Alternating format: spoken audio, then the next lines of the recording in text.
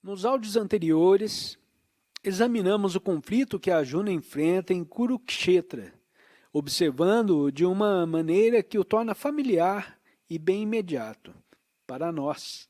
Olhamos para hábitos em nossas vidas, os quais, como Arjuna, ainda não estamos prontos para soltar.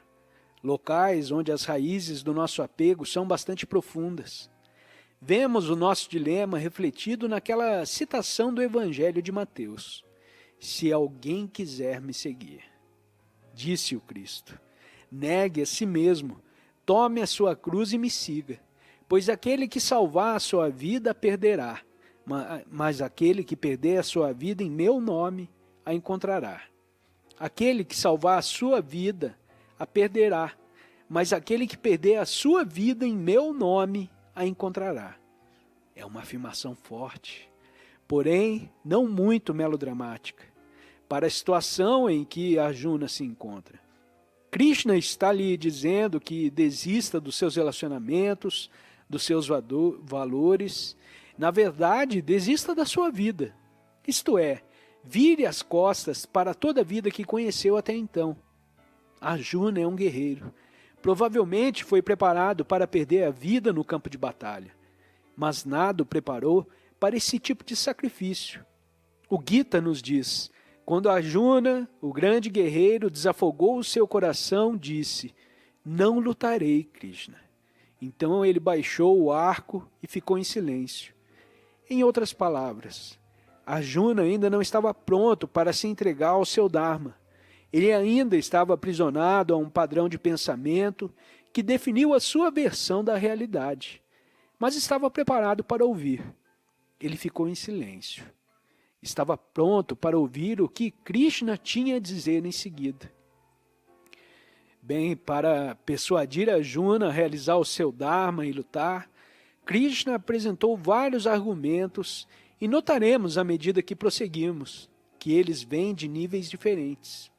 Em um deles, eles são a resposta de um professor externo ao seu amigo. Em outro, são a resposta de Deus à alma individual. E ainda em outros, são a resposta do nosso ser para o nosso ser. O primeiro argumento importante de Krishna para Arjuna é explicado nas primeiras páginas do segundo capítulo. E ali ele diz, temos todos estado durante todo o tempo, eu, tu e estes reis e homens, e estaremos por todo o tempo, nós todos, para sempre, eternamente. Assim como o espírito do nosso corpo mortal caminha da infância para a juventude e para a velhice, o espírito caminha para um corpo novo. Disto os sábios não têm dúvidas. Essa frase encerra um conceito que nós ocidentais precisamos parar e considerar um pouco mais de perto, o conceito da reencarnação. No Oriente não é tão necessário justificar o uso do modelo da reencarnação, porque ela é algo certo ali. Mas aqui no Ocidente, precisamos prosseguir um pouco mais devagar para afirmar a base. Não temos tanta certeza sobre a reencarnação, embora ela seja o tema central da racionalização do Gita. Quando falamos sobre compreender algo como a reencarnação, não estamos falando sobre compreendê-la através do intelecto, do conhecimento. Como podemos saber algo sobre a reencarnação? Saber vem da mente racional e faz parte dessa vida. Para compreender sobre um assunto como a reencarnação, temos de confiar em uma sabedoria superior, na voz interior, sobre a qual mencionamos. A mim me parece que existem duas maneiras pelas quais é possível conhecer a reencarnação mediante essa voz interior. A primeira se dá pela experiência direta. Se você, pessoalmente, vivenciou as suas encarnações anteriores, isso é uma evidência bem convincente, existindo pessoas que dizem ter feito isso.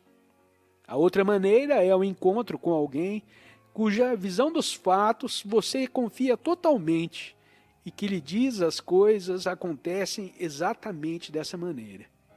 Para mim, a chave foi a segunda maneira. Foi o meu relacionamento com outro ser, Maharaj, o meu guru, que me abriu para um sentido de total validade interior quanto à reencarnação. Por isso não duvido mais da veracidade dela.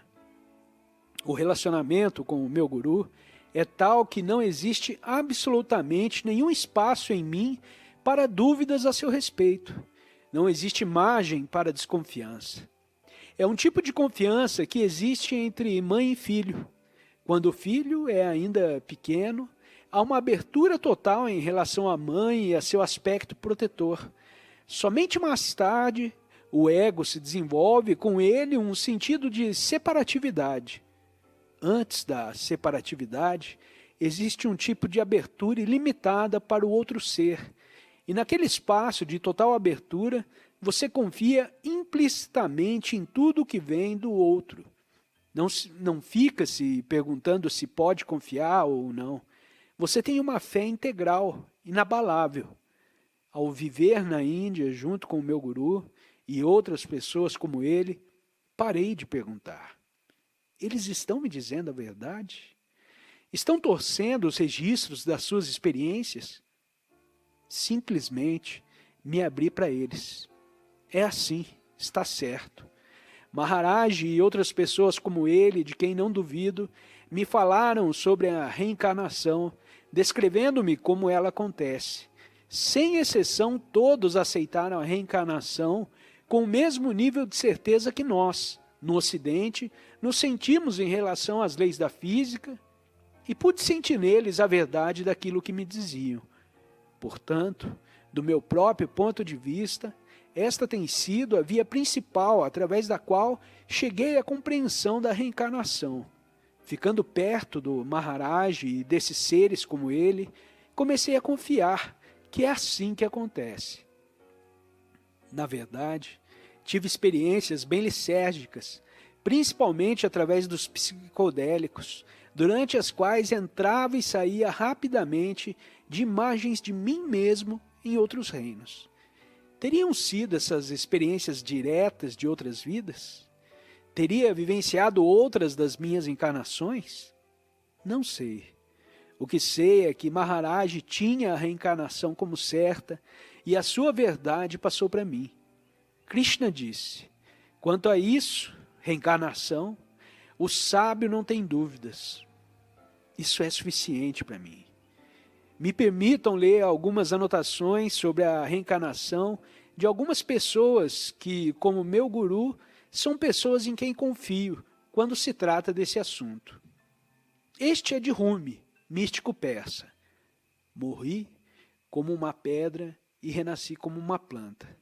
Morri como planta e tornei-me animal. Morri animal e nasci como homem.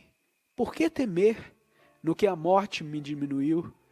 Embora mais uma vez tenha morrido como homem, para voar como os anjos, e mesmo entre os anjos eu deverei prosseguir, pois tudo muda, exceto a face de Deus. Maomé disse, cada pessoa é somente uma máscara, que a alma assume por um tempo. É utilizada pelo tempo devido e depois descartada, e outra é usada em seu lugar. Esta é uma citação de Jack London, que escreveu sobre o personagem que foi enforcado. Não comecei quando nasci, nem quando fui concebido. Cresci, me desenvolvi através de miríades incalculáveis de milênios. Sou um homem nascido de uma mulher. Meus dias são poucos, mas a minha essência é indestrutível. Fui mulher nascida de mulher, fui mulher e tive filhos, e deverei nascer novamente. Oh, por tempos incalculáveis nascerei novamente. Embora os bobalhões estúpidos pensem que quebrando meu pescoço com uma corda, eles me farão cessar de existir. Jack London era um escritor americano, por isso podemos concluir, através da sua descrição, que tem havido no Ocidente um veio rico de crença na reencarnação, especialmente nos ciclos literários. Porém, de forma geral, a nossa atitude cultural em relação a ela tem sido moldada menos por isso e mais pelas tradições religiosas ocidentais, onde não encontramos muita aceitação da ideia. A reencarnação não faz parte do sistema de crença na maioria das sinagogas e igrejas. Mas se lemos a Bíblia, nós a encontramos ao penetrar nas citações que parecem sugerir uma crença na reencarnação. Cristo disse que João Batista fora Elias anteriormente. A sabedoria de Salomão afirma: nascer em um corpo são com membros sadios é uma recompensa pelas virtudes de vidas passadas. Os discípulos perguntam a Cristo: esse homem nasceu cego porque fez algo anteriormente? Por causa de seus pais ou por que motivo? Sem reencarnação, como poderia o homem ter feito algo antes do seu nascimento que causasse a sua cegueira? O que aconteceu a essas crenças? Nos primeiros concílios da Igreja Cristã, por volta dos anos 500 a 600, a questão da reencarnação foi, na verdade, muito debatida. E, a princípio, ficou claro que direção a doutrina da Igreja tomaria. Mas, à medida que os pais da Igreja a consideraram, eles compreenderam que a reencarnação não era uma filosofia funcional se quisessem manter o controle. Afinal, se essa vida era meramente uma etapa em uma dança contínua, as pessoas não se amedrontariam com a eternidade no inferno e no enxofre. Por isso, a reencarnação foi rejeitada como um objeto de fé, mas na época de Cristo era uma crença comum. No Ocidente, a psicologia, como a religião, tem tradicionalmente rejeitado a ideia da reencarnação. Mas, recentemente, os psicólogos começaram a se interessar por ela, que agora está se tornando um tema de estudo sério. Fui psicólogo em uma encarnação recente. Fazia pesquisas sobre a personalidade. Tentávamos determinar por que as crianças se comportavam de uma determinada maneira, à luz da sua hereditariedade e ambiente, pois nós, na psicologia, medíamos esses fatores. Por isso, medíamos tudo que era mensurável nos pais e tudo que era mensurável no ambiente, que era aquilo que nós, em nossa maneira sofisticada e teórica, compreendíamos como determinantes de como um ser é formado. Anotávamos todos os testes, alimentávamos o computador com os nossos dados e formávamos uma previsão de como alguém deveria ser. Então, medíamos quem a pessoa realmente era e comparávamos o quanto as nossas previsões se aproximavam da realidade. Em outras palavras, estávamos construindo um corpo de conhecimento científico sobre causa e efeito na personalidade, baseados na suposição de que somos um produto exclusivamente dessa vida, como seu ambiente e hereditariedade.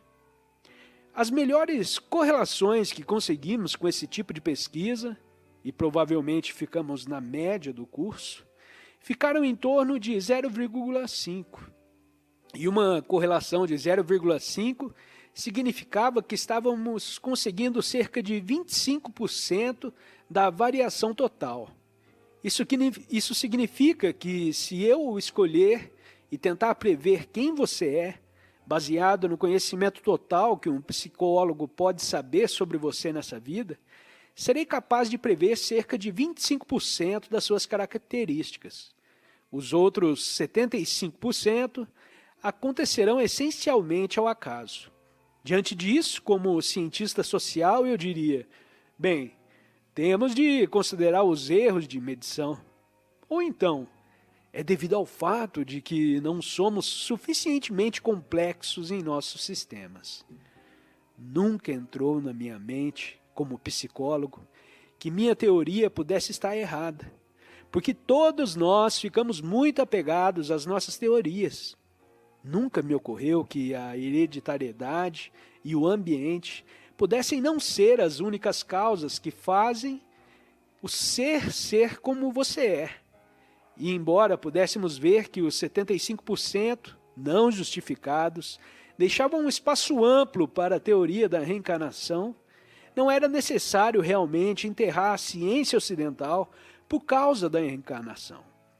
Reencarnação foi somente adicionada à categoria de erros de medição dos psicólogos. Existe uma prova anedótica da reencarnação. Aqui no Ocidente temos vidas de pessoas como Mozart. Ele fez sonatas aos 4 anos, deu recitais públicos aos 5 e compôs a sua primeira ópera com 7. Ele realmente aprendeu tudo isso em tão pouco tempo? Em nosso meio, em Naropa, temos um interessante fenômeno de Trungpa Rinpoche, que é chamado de Tulku, uma reencarnação reconhecida de um ser superior. Na tradição tibetana, quando um lama superior morre, um grupo de oráculos se recolhe em meditação até partilhar uma visão de onde ocorrerá a sua encarnação seguinte. Então eles enviam um grupo de monges para pesquisar e dizem a eles: procurem uma casa com telhado azul, próximo a um lago, a 2 milhas ao norte de tal e tal aldeia, e vocês encontrarão um bebê, que terá então 7 meses. Esse será o Tulku? O grupo de busca parte, eles encontram a casa, batem a porta e dizem: vocês têm um filho de 7 meses, não é? A família naturalmente diz que sim. Os monges respondem: bem, vocês não sabem, mas na verdade ele é o lama fulano. E a mãe diz: oh, que honra! E durante todo esse tempo pensei que ele fosse somente o meu bebê. Estou honrada que o meu bebê seja a reencarnação do lama fulano. Então, para se certificarem, eles fazem inúmeros testes com o bebê. Apresentam o copo do antigo lama e um outro novo. O antigo sino do lama e um novo, para ver qual deles o bebê escolhe. Se os testes forem positivos, os monges levam o bebê de volta ao monastério e começam a ensiná-lo. E pelos próximos 19 anos, no caso do Trungpa, eles realizam um sistema de treinamento intensivo para lembrar ao novo Tulku quem ele realmente é. Temos o caso de uma menina que eu vi na Índia. Um dia, quando estava com 7 anos, ela disse a seu pai: você tem de me levar até... E deu o nome de uma pequena aldeia e vários quilômetros de distância, que nem ela e nem sua família tinham visitado antes. E ela afirmou: eu costumava viver nessa aldeia. Tinha 2 filhos, por isso devo ir para ver como estão. Ela implorou ao pai e finalmente o persuadiu a levá-la até lá. No caminho falou tudo sobre a aldeia e de como ela tinha mudado durante a época em que vivera lá. E tudo como o pai descobriu quando chegaram era exatamente como a menina descrevera. Localizaram aquela que ela disse ser a sua casa e havia 2 filhos com a idade calculada. Após a sua visita, a menina foi levada de volta chorando. Não, vocês não podem me afastar de meus filhos. O que dizer então das experiências que chamamos de déjà vu? Vocês já encontraram alguém e sentiram que já nos conhecemos antes de algum lugar? Não nos encontramos antes? Um cientista ocidental diria: bem, é tudo somente uma similaridade de disposições. Talvez, porém, pode ser novamente um vislumbre de algo mais do que isso. Rodney Collin, em um livro chamado The Theory of Celestial Influence, mostra uma opinião interessante sobre a reencarnação. Disse que não é como Bryden Murphy Story, onde você nasce, depois morre e depois renasce alguns anos depois. É na realidade mais parecido com uma 5ª dimensão. Estamos todos aqui, bem aqui, nesse momento e nesse lugar, milhares de vezes. Estamos atravessando a mesma vida por muitas vezes. Não se lembram? Quero dizer, eu lhes disse 1000 vezes, eu lhes disse 1000 vezes, eu lhes disse 1000 vezes. A visão de Collin dessa experiência de déjà vu é que ela surge devido a uma quebra ocasional no circuito quando temos, então, um pequeno clarão da última vez que fizemos tudo isso. As pessoas poderão argumentar: mas se a reencarnação for verdade, por que não me lembro de quem eu fui? porque não me lembro das minhas vidas passadas. O lama Anagarika Govinda, mestre tibetano, respondeu: a maioria das pessoas não se lembra dos seus nascimentos, embora não duvidem de que tenham nascido recentemente. Esquecem que a memória ativa é somente uma pequena parte da nossa consciência normal e que a nossa memória subconsciente registra e preserva cada impressão e experiência passada, que a nossa mente de vigília falha em recordar.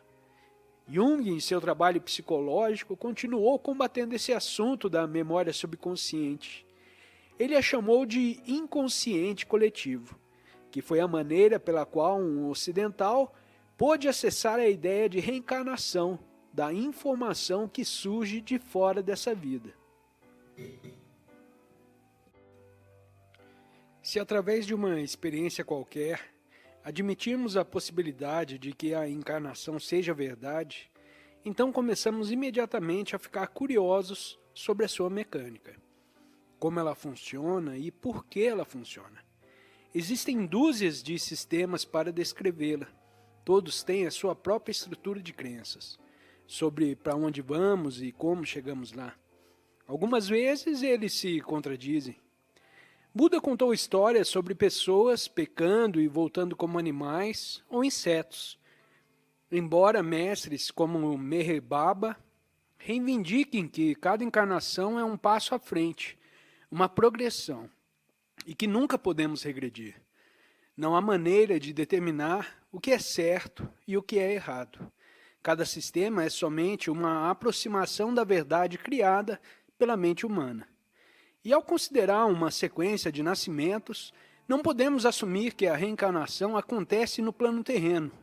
No Gita, Krishna diz a Arjuna: aqueles que rezam aos deuses vão para os deuses. Isto é, se você é devoto dos deuses, então depois de morrer, você irá para um loka celestial, um lugar celestial. É onde você irá reencarnar. Mas isso também será somente um outro plano de consciência.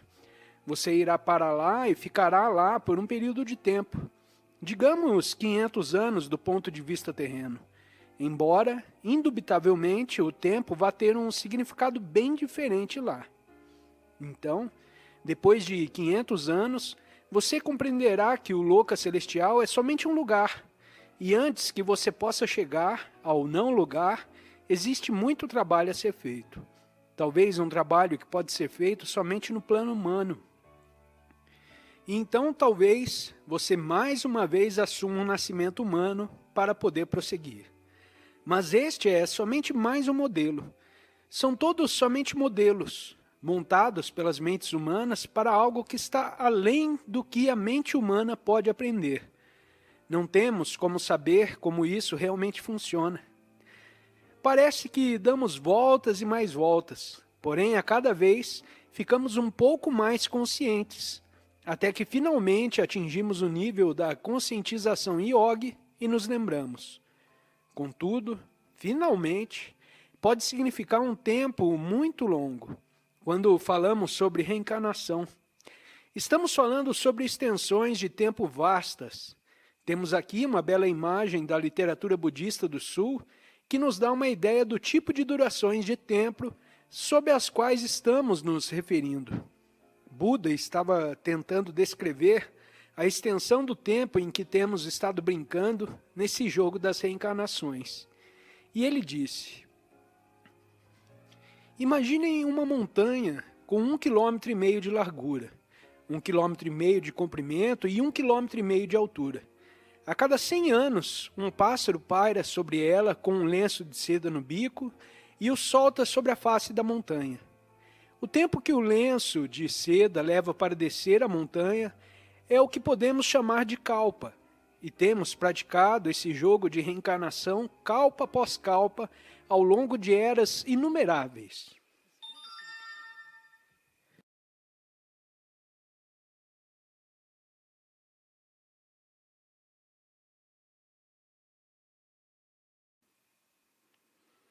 Além do mecanismo da reencarnação, existe uma questão mais profunda. Quem exatamente é este nós que está nesse jogo? Isso é, o que é que continua e o que muda durante todos esses calpas? Obviamente, o que vocês e eu, que geralmente achamos que somos, não estará presente durante todo esse tempo. Então, o que ainda está aqui? Krishna nos diz, pois além do tempo ele habita nesses corpos, embora esses corpos tenham um fim no seu tempo. Porém, ele permanece imensurável e imortal. Essa é uma maneira de descrever os dois aspectos do nosso ser. Nossos corpos, que morrem, e aquilo que habita em nossos corpos, que não morre. O problema é que falar sobre reencarnação dessa maneira, ele habita nesses corpos, ele permanece, pode fazer com que aquilo que permanece de encarnação em encarnação pareça tremendamente sólido, como se existisse um alguém que está passando através de nascimentos e mortes. Mas se não existe alguém, o que é isso? Pessoalmente, me sinto confortável para usar a palavra alma para aquilo que reencarna. Para os budistas, a palavra alma traz uma forte conotação de solidez. Por isso, eles me censuraram quando a usei. Mas eu a utilizo de uma maneira bem específica. O nó é que a alma reencarna. Porém, ao mesmo tempo, em determinável nível, tudo, incluindo a alma, não passa de uma ilusão. A alma é ilusória e as formas que ela encarna são ilusões. Mas dentro da ilusão existe uma configuração sutil, uma continuidade de características ou valores ou qualidades que persiste apesar das formas, nomes e egos diferentes que ela assume. E essa continuidade é o que chamo de alma. Buda acreditava em reencarnação, o que significa que ele acha que algo reencarna.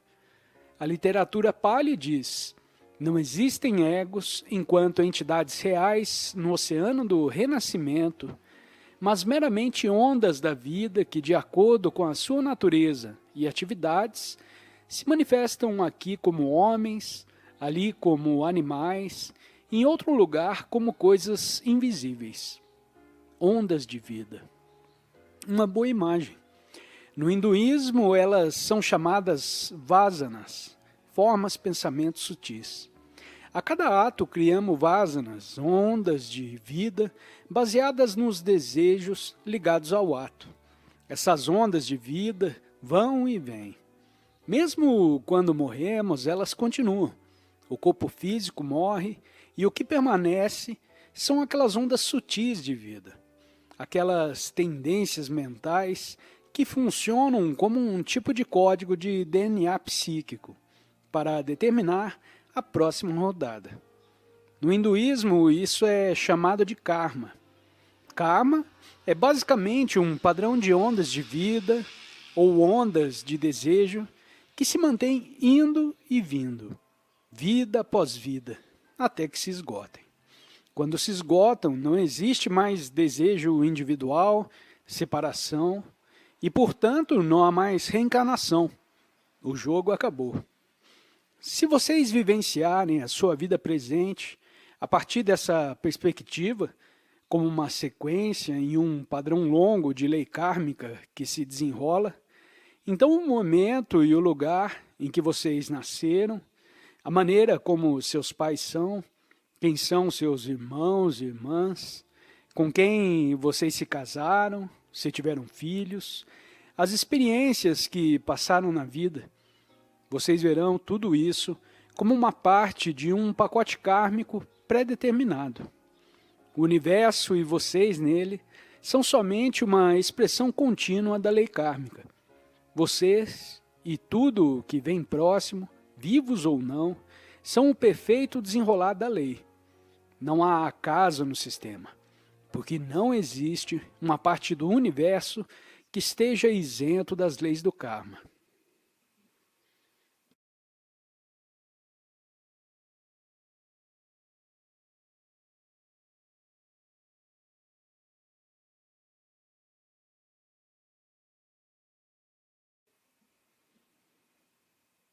O que quer dizer? Tudo é lei? Eu não faço escolhas? E o livre-arbítrio? No Gita não é pedido a Arjuna que se decida se quer lutar ou não? Bem, é um esforço para nós aprendermos o relacionamento entre o livre-arbítrio e o determinismo, porque estamos acostumados a pensar em termos de e ou. Mas, nesse assunto, temos de lidar com o paradoxo de que as duas realidades opostas existem simultaneamente, o livre-arbítrio e o determinismo total. As coisas ficam um pouco mais claras quando vemos que, embora existam simultaneamente, elas estão em planos diferentes. Isto é, existe um plano de realidade no qual você pensa que é um agente livre, acha que decide o que usar hoje, acha que decide o que vai comer no café da manhã, acha que decide se vai pegar esse livro para ler.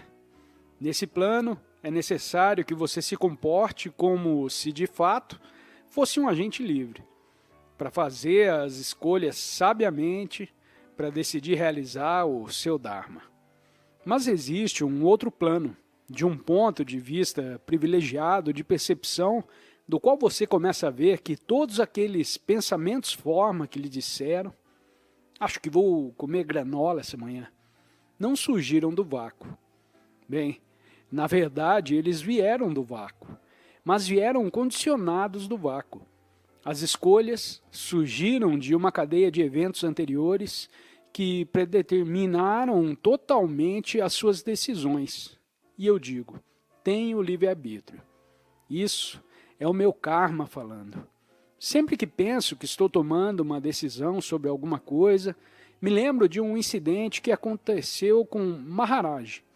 Eu tinha voltado para a Índia pela segunda vez em 1971 e comecei a procurar por Maharaj, mas ele não era encontrado em lugar nenhum. Ninguém sabia onde estava. Por isso, decidi me juntar a outros ocidentais em um retiro de meditação em Bodh Gaya, lugar onde Buda foi iluminado. E pensei que, se tinha funcionado para ele, talvez funcionasse para mim. Mas após algumas semanas de meditação, estava pronto para retomar minha busca por Maharaj. Uma das mulheres do grupo tinha vindo para a Índia por terra, em um grande ônibus Mercedes, completo e com motorista. Ela nos ofereceu o ônibus para nos levar de Bodh Gaya a Delhi, onde poderíamos celebrar o Shivaratri e depois procurar por Maharaj a partir dali. Então, 35 de nós, 34 meditantes e o motorista do ônibus, partimos para Delhi. Após semanas em um retiro de meditação, todos procurávamos por hotéis com camas de verdade e água quente e por refeições em restaurantes e casquinhas de sorvete. A estrada para Delhi nos aproximou da cidade de Allahabad, que é onde, uma vez a cada 12 anos, acontece uma grande celebração chamada Kumbh Mela. Milhões de pessoas acorrem para lá em um momento astrológico ideal para se banhar na confluência dos 3 rios sagrados. É a maior celebração espiritual realizada no mundo. O Mela tinha ocorrido algumas semanas antes da nossa viagem. E uma das pessoas no ônibus que estivera a celebração, insistiu que deveríamos fazer um desvio para visitar a área do festival. Por um lado, parecia um convite razoável, afinal, todos éramos supostamente yogis praticantes, e o local era um dos mais sagrados em toda a Índia. Mas isso significava 1 ou 2 horas extras antes de chegarmos a Delhi, e todos estávamos cansados, famintos e começando a ficar irritados. A discussão se estendeu e todos finalmente concordaram que eu, como o mais velho no grupo, deveria tomar a decisão. Fiquei dividido. Deveríamos ir ao local do Mela? Deveríamos rumar direto para Delhi? E finalmente, quando estávamos chegando no desvio para Allahabad, decidi. Disse para o motorista, vire à direita. Rumamos para Allahabad e chegamos ao local quase vazio do Mela. Havia somente um punhado de pessoas visitando o lugar. O companheiro que estivera no Mela orientou o motorista até um templo de Hanuman, onde tinha estado. Quando estacionamos próximo do templo, alguém que estava olhando por uma das janelas do ônibus gritou: "Vejam, ali está Maharaj!" E ali estava ele, caminhando pelo local do Mela, segurando o braço de Dada, seu devoto indiano. Todos descemos do ônibus, chorando, e nos inclinamos para tocar os pés de Maharaj. Este olhou para tudo aquilo, sem mostrar qualquer surpresa, e disse: "Venham, venham, sigam-nos." Então, ele e Dada subiram em um rickshaw que estava aguardando por eles e seguiram pelas pequenas e estreitas ruas de Allahabad, com o nosso ônibus imenso, movendo-se pesadamente atrás.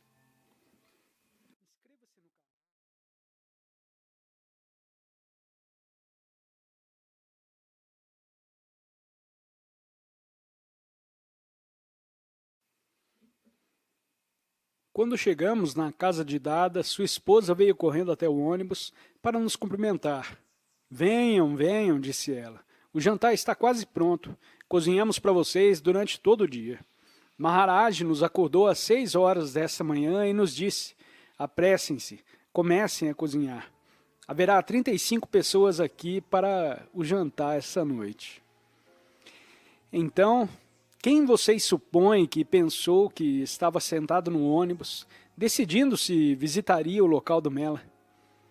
Bem, antes de eu ter tomado a minha decisão, já estava decidido. Maharaj sabia tudo desde aquela manhã. Fiz a minha parte. Eu decidi ir até o local do Mela, mas a minha decisão era inevitável. Então, se já está escrito nas estrelas, um guru pode mudar o nosso karma? É uma questão interessante, porque em várias tradições hindus existe a ideia de que o guru pode libertar o aluno, assumindo o seu karma de alguma maneira. Um dia, quando fui ver Maharaj, levei para ele um saco grande com laranjas e o depositei no catre diante dele. Em geral, ele pegava as frutas que eram ofertadas e começava a dar para as pessoas. Mas dessa vez, começou a agarrar as laranjas e as devorou vorazmente. Ele comeu 8 laranjas diante dos meus olhos. Eu não sabia o que fazer, mas depois um dos devotos indianos me disse que um guru muitas vezes age daquela maneira para assumir o karma de uma outra pessoa. Lutei contra aquilo por algum tempo, com essa questão de karma e guru. Estamos todos ligados pela lei, mas o guru não? Qual o relacionamento entre o guru e a graça? Isso é, se Maharaj comeu 8 laranjas para assumir meu karma, ele fez aquilo porque na grande lei e destino das coisas era meu karma, que eu iria até uma pessoa que comeria 8 laranjas e assumiria meu karma? Ou era o meu karma ficar somente comendo as minhas laranjas, até que esse ser, em sua compaixão, dissesse: "Vejam esse pobre tolo, ele nunca fará nada certo. Comerei as 8 laranjas por ele." E o karma, ou a graça, esse é o ponto, certo? Finalmente concluí que era uma questão de perspectiva. Isso é, quando você está trabalhando no caminho do Bhakti Yoga, labutando dentro de um sistema devocional, então o guru é o seu tudo. E nesse caso, ele comeu as laranjas pela sua compaixão infinita. Mas quando se encontra em outro contexto, você vê que, como seu guru é uno com Deus e também com a lei, não existe uma razão ou motivo possível para ele agir fora da lei. Por isso, é somente o seu karma encontrá-lo e ter as suas laranjas devoradas. Mas certamente Deus deve estar fora das leis do karma, certo? Bem, de certa forma, Deus é as leis do karma. E então surge a questão: por que alguém quebraria as suas próprias leis? Certamente, se você fosse Deus e quisesse, poderia agir fora das leis, mas não desejaria isso. Quando está na posição de poder mover a montanha, você sabe primeiro por que motivo a colocou ali. Então, todos nós e o universo inteiro à nossa volta somos um tipo de manifestação ilusória dessas ondas de vida, dessas leis kármicas indo e vindo, vida após vida. Nossos desejos dirigem os nossos pensamentos, que motivam as nossas ações, que criam mais karma, que por sua vez determina as circunstâncias da nossa próxima encarnação. E assim prosseguimos. Em nossas vidas agora, estamos colhendo o karma bom e mal de um número incrível de vidas passadas. E ao mesmo tempo estamos criando o nosso karma para a próxima rodada.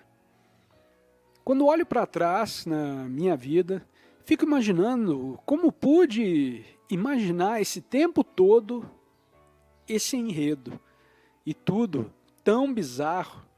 Quero dizer, fui me achar vivendo em uma aldeia indiana, seguindo o sadhana, fazendo meditação, fazendo yoga. Eu, um bom garoto judeu da classe média de Boston. Quando estava na faculdade, em Harvard, sequer conhecia a palavra yoga. Se alguém tivesse dito para mim, um dia você será um yogi, eu provavelmente teria rido disso. Seria um absurdo. O yogi não tinha lugar no meu planejamento da carreira profissional. Mas quando cheguei naquele lugar, senti como se estivesse voltando para casa. Era minha ligação espiritual e reverberou em mim como algo muito mais profundo do que qualquer outra ideia. De quem eu era e para onde eu estava indo. Cada passo do caminho me pareceu completamente certo. Mas por que eu? E quanto ao restante das pessoas com as quais cresci em Newton Center, Massachusetts, que estão no ramo dos negócios de roupas e sapatos e outros semelhantes, por que eu? Haridas, um dos meus professores, me disse uma vez: você realizou muito trabalho.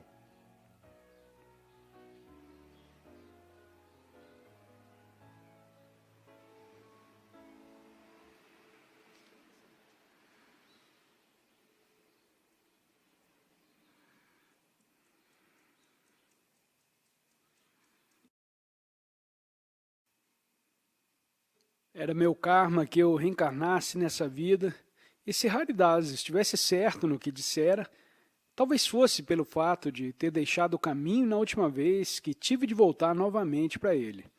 Era uma das facetas do meu karma. Mas é pelo mérito de ter passado por certas experiências e ter encontrado Maharaj que estou colhendo o bom karma da minha última vida. Talvez o trabalho yoga ao qual Haridas se referiu. Este momento presente é a soma de todo o karma passado, todas essas ondas de vida, indo e vindo, somente para me trazer a esse local, nesse momento. Se você ficar fora do tempo, é possível ver todo o curso dessas ondas de vida, passado, presente e futuro. Existem estágios de desenvolvimento em que vocês podem observar todo o padrão através do tempo. Maharaj encontra-se nesse estágio. Todos nós já vimos filmes que mostram esses lapsos de tempo com flores se abrindo e desabrochando rapidamente. Algumas vezes, quando estava sentado junto ao meu guru, eu o surpreendia me olhando de uma certa maneira e podia sentir que ele estava olhando essa flor do meu ser se abrindo como no cinema. Como só consigo ver o estágio em que estou nesse momento, sou sempre pego lutando por algo, ou agarrando aquilo, ou empurrando outra coisa. Mas Maharaj podia ver todo o padrão evoluindo. Quando nos encontramos nesse estágio, vemos antes a direção em que as ondas kármicas estão nos levando, e sabemos exatamente por que tudo está acontecendo daquele modo. Para mim, ainda causa surpresa, embora possa ver as conexões após o fato. Temos aqui um pequeno exemplo. Talvez eu seja convidado a fazer uma palestra em uma pequena cidade em algum lugar. Não sei realmente o que me leva a aceitar aquele convite em particular, mas aceito. Vou até lá, falo com a plateia e ela não parece particularmente interessada naquilo que tem a dizer. E penso comigo mesmo: o que estou fazendo aqui? Maharaj, o que o senhor tem em mente? Termina a palestra, pego um táxi para o aeroporto. Tenho meia hora antes do meu voo partir, por isso vou tomar uma xícara de café. Sento-me e alguém se aproxima e diz: posso dividir a mesa? Certamente, sente-se. Então olhamos um nos olhos do outro e lá está. Existe uma conexão que sustenta todo o significado da viagem. Naquele momento eu sei. Então é isso que vim fazer nessa cidade. E temos agora um outro exemplo ainda mais estranho. Há alguns anos eu estava fazendo uma conferência em Seattle. Quando entrei na sala e olhei à volta para a plateia, aconteceu do meu olho cair sobre alguém que, por alguma razão, despertou os meus interesses lascivos. Foi momentâneo, só um pensamento passageiro. Porém, meus olhos se demoraram por um segundo sobre o objeto dos meus desejos. Fui em frente, fiz a conferência e não pensei mais naquilo. Algum tempo depois, recebi uma carta pelo correio. E a carta dizia: eu estava na plateia na sua conferência em Seattle no ano passado, estava em depressão há meses e não conseguia mais suportar. Planejei voltar para casa após a conferência e cometer suicídio. Tinha as pílulas no meu bolso e estava pronta.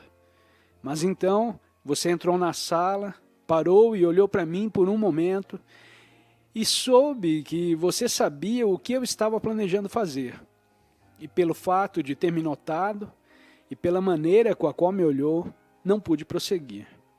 Agora, um ano depois, estou bem. Então, quem pensou o quê? Temos uma história de Meher Baba. Ele estava atravessando os Estados Unidos de trem e quando esse parou em Santa Fé, ele de repente se levantou do seu lugar, desceu do trem e andou até o centro da cidade. Em uma determinada esquina havia um velho índio, em pé, recostado contra a parede de um edifício. Meher Baba foi até ele e um olhou nos olhos do outro por alguns segundos.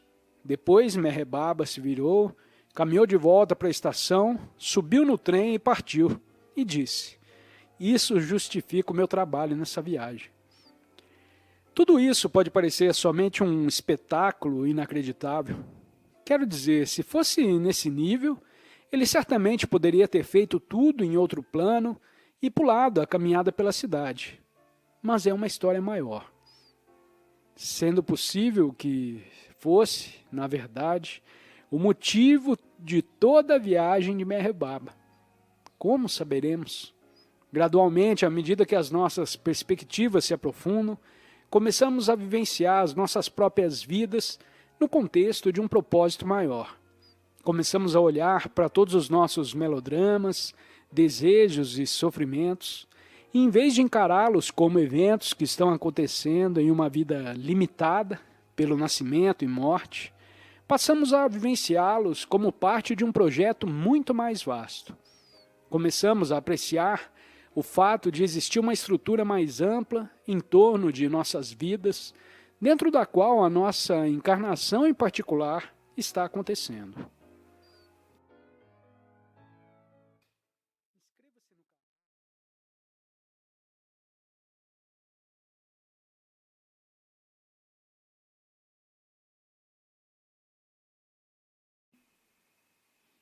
Uma das primeiras coisas que esse tipo de perspectiva faz conosco é nos acalmar muito.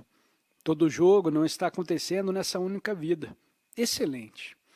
Existe uma grande sensação de desprendimento inerente a ela. Ela remove a ansiedade e o sentido de urgência. Não temos que fazer agora. E, na verdade, vemos que não estamos fazendo nada. É a legítima continuidade do karma e reencarnação, fluindo através de nós, vida após vida, kalpa após kalpa. Que alívio! Uma vez tendo desenvolvido essa compreensão mais profunda da reencarnação e do karma, podemos ver o modo como essas ideias estão dando forma à resposta de Krishna a Arjuna. Elas são centrais para a argumentação, e é por isso que temos realmente que entendê-las e aceitá-las. Mas como o karma de Arjuna está se manifestando por lá? Uma parte da resposta seria que, em razão do seu bom karma, Arjuna foi agraciado com forças suficientes para enfrentar tal situação difícil. Sim, é uma graça para quem esteja começando a despertar para a luta. Que bênção! Imagine o mérito que lhe permitiu um nascimento no qual desfruta da companhia de Deus. Que grande encarnação!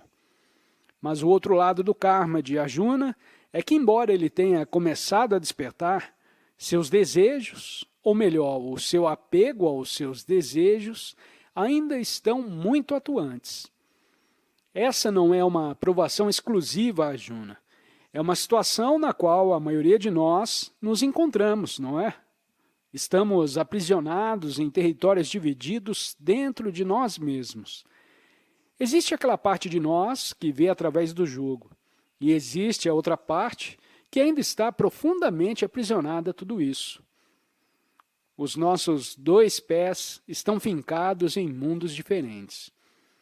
Por isso, embora Arjuna tenha sido agraciado com uma encarnação na qual ele desperta, ele ainda tem um caminho a percorrer.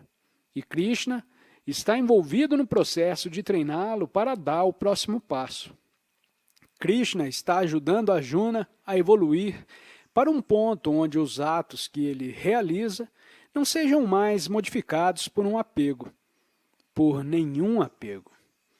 E sem vir de um apego, eles não mais criarão um novo karma. Nesse ponto, Arjuna terá encerrado o processo de geração de um novo material para si. Não será mais necessária a criação de novos nascimentos e mortes. Tudo o que resta é o material antigo, que seguirá o seu curso até que o velho karma se esgote e termine. Notem agora o que essa última frase diz. Mesmo que você possa estar totalmente iluminado, mesmo que esteja totalmente consciente do jogo, o movimento continuará até que toda a dança seja realizada. Enquanto as energias kármicas forem acumuladas, enquanto existiam ondas de vida presentes, os 5 skandhas, os fios da criação, continuarão a se manifestar. Buda atingiu a iluminação, mas ele caminhou por outros 40 anos dissolvendo o seu karma passado. Entretanto, se quisermos resolver tudo isso, é claro que o primeiro passo no processo é parar de criar novas ondas. Nunca terminaremos se continuarmos a formar novas ondas para nós mesmos a cada dia. E como Krishna explica a Arjuna, a maneira de fazer isso é parar de ter os apegos como base dos nossos atos. Quando agimos exclusivamente pelo Dharma e não por qualquer desejo, não formaremos mais as ondas. Essa é a razão para tudo isso. Esse é o motivo pelo qual Krishna está dando a Arjuna toda essa nova base para determinar os seus atos. Está treinando Arjuna para parar de agir motivado pelos padrões antigos criadores do karma. Krishna, na realidade, está dizendo para Arjuna: o que importa aqui não são os seus sentimentos em relação àquelas pessoas do outro lado. Existe algo maior em um jogo aqui. Você tem de agir através do que o seu karma exige. E a sua situação kármica, ter nascido como kshatriya, nesse momento em particular, e nesse lugar em particular, onde é sua responsabilidade sustentar o Dharma lutando nessa guerra. E este é o seu caminho nesse momento. Arjuna pode não achar que pediu aquele papel, mas ali está. Agora é o seu Dharma realizá-lo. Ao pegarem esse livro, talvez vocês não tenham pensado que pediram para se confrontar com essas perguntas complicadas sobre a sua própria vida e sobre o que tudo isso significa. Mas por Deus, aqui estão vocês. Por Deus, aqui estão. Esse é o campo de batalha. Esse é o Kurukshetra dentro de vocês. E embora possam pensar que não pediram, em outro nível, como Arjuna, vocês estão recebendo a sua recompensa. Estão ganhando o benefício de todo o trabalho que já fizeram até agora, que os colocaram no lugar onde estão, ouvindo essas palavras sobre um assunto peculiar, com que a maioria da população pouco se importa. Isso parece estranho para você? O que está fazendo ouvindo esse vídeo? Por que você?